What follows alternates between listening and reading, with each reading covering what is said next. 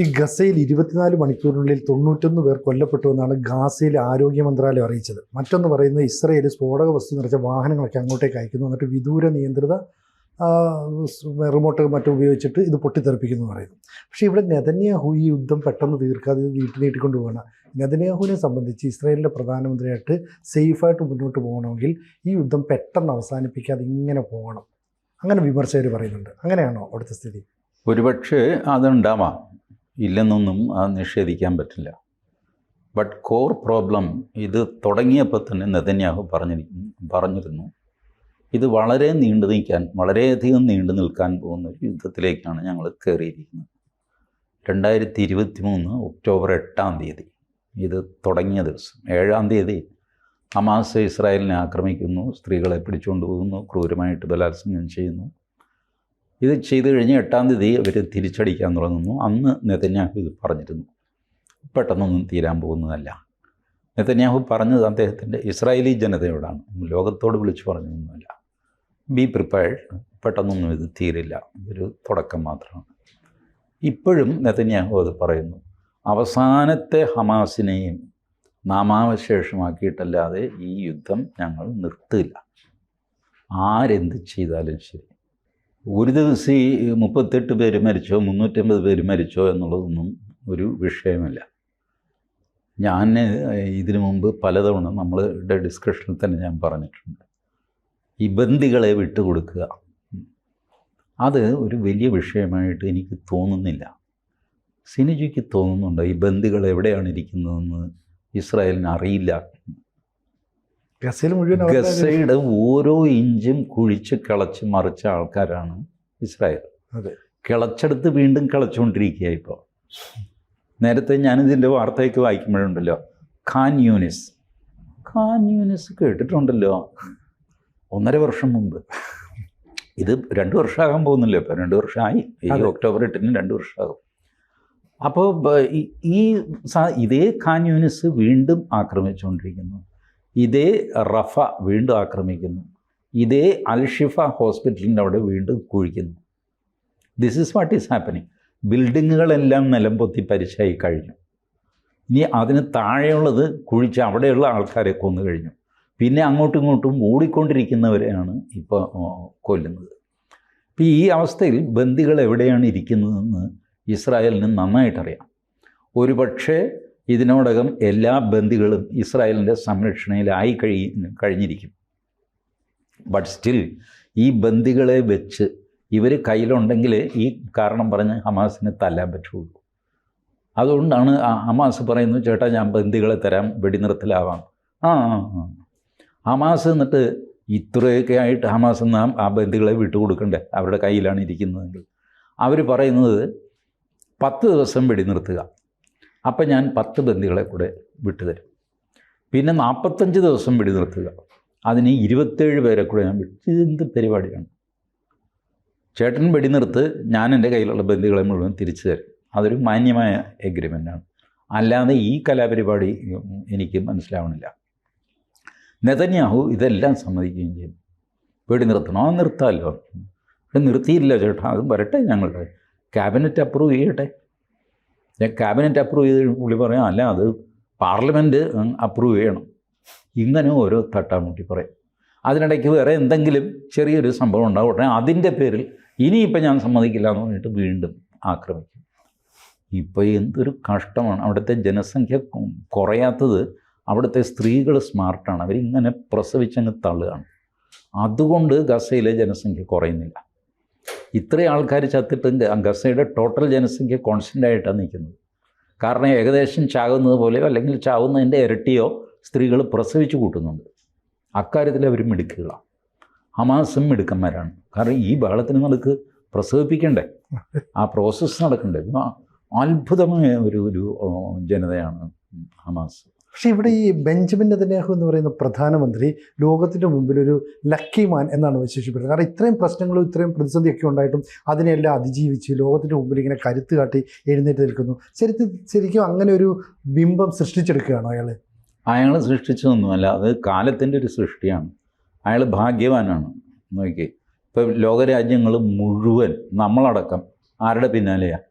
Xi Jinping, Vladimir Putin, Narendra Modi, Donald Trump, Zelensky, Ukraine, ഇതിൻ്റെയൊക്കെ പിന്നാലെയാണ് നമ്മൾ.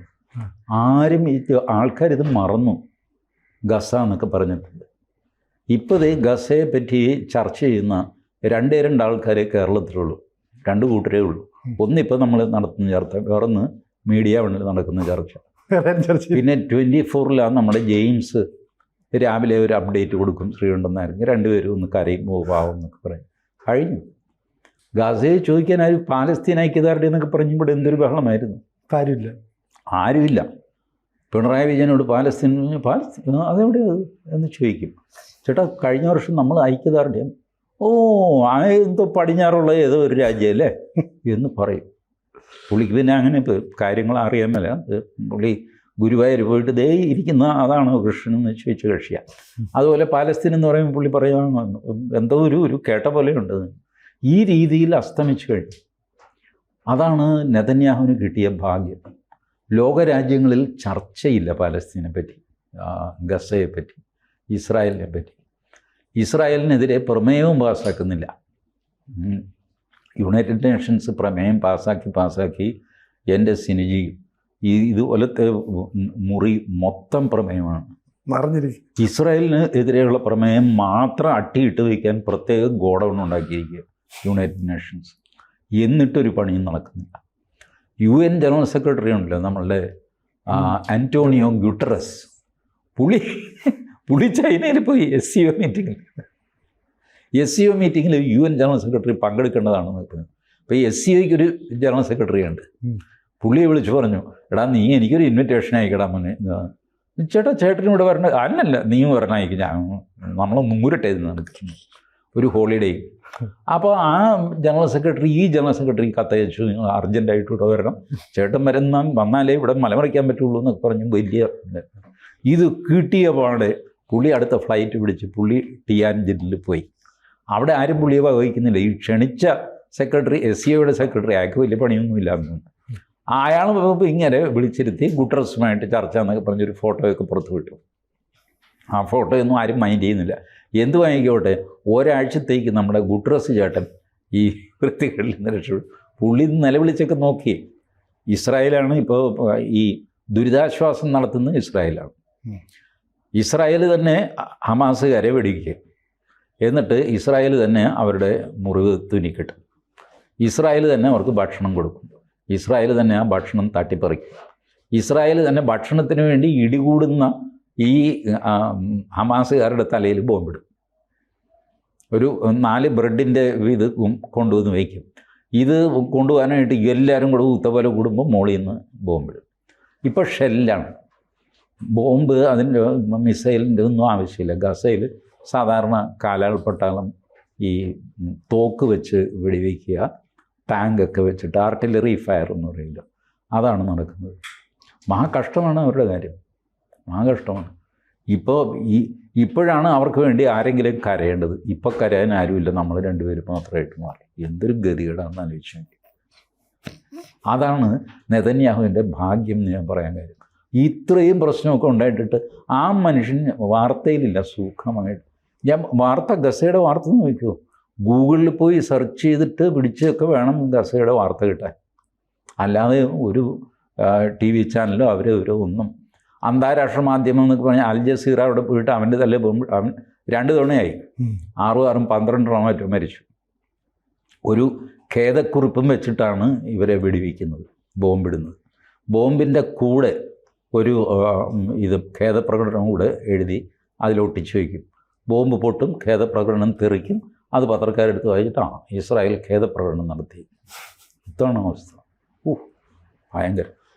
അത് ശരിക്കും പറഞ്ഞാൽ ഇപ്പം ഈ യുദ്ധം അവസാനിപ്പിക്കാനുള്ള എല്ലാ സമയമായി. പക്ഷെ അത് അവസാനിപ്പിക്കാതെ നീട്ടിക്കൊണ്ട് പോകാൻ തന്നെ ആയിരിക്കും ഇസ്രായേലിൻ്റെ നീക്കം. ഇനി അയാൾക്ക് രക്ഷപ്പെടുന്ന അയാൾ പറഞ്ഞല്ലോ, അവസാനത്തെ ഹമാസ് വെടിയുടെ ഇതിൻ്റെ വെടിയുപ്പിൻ്റെ ഗന്ധം എങ്കിലും ഡ്രസ്സിൽ എവിടെയെങ്കിലും അവശേഷിച്ചിട്ടുണ്ടെങ്കിൽ അവനെ വരെ പുള്ളിക്കൊല്ലും. അത് കഴിഞ്ഞിട്ട് ബാക്കിയുള്ളവർക്ക് വേണ്ടിയിട്ട് പ്രത്യേക സംവിധാനം ഉണ്ടാക്കാം, ഭരണ സംവിധാനം ഉണ്ടാക്കാം, എല്ലാ പ്ലാനൊക്കെ അവിടെ റെഡിയാണ്. അതാണ് ഗസ ആക്രമണം. ആക്രമിച്ച് ഗസയെ കീഴടക്കി പറഞ്ഞാൽ കേൾക്കുന്ന ഒരു സർക്കാരിനെ അവിടെ വാഴിച്ചിട്ട് അതിൻ്റെ സെക്യൂരിറ്റി കംപ്ലീറ്റ് ഇസ്രായേലിൻ്റെ കയ്യിൽ, അനന്തകാലം ഇസ്രായേലിൻ്റെ കയ്യിൽ തന്നെ ഇരിക്കും. ആ രീതിയിലുള്ള ഡിസൈനാണ് ഇപ്പോൾ നടപ്പിലാക്കുന്നത്. കൂടുതൽ വാർത്തകളും വിശേഷങ്ങളും നിങ്ങളിലേക്ക് എത്താൻ ABC മലയാളം സബ്സ്ക്രൈബ് ചെയ്യുക, ബെൽ ബട്ടണും അമർത്തുക.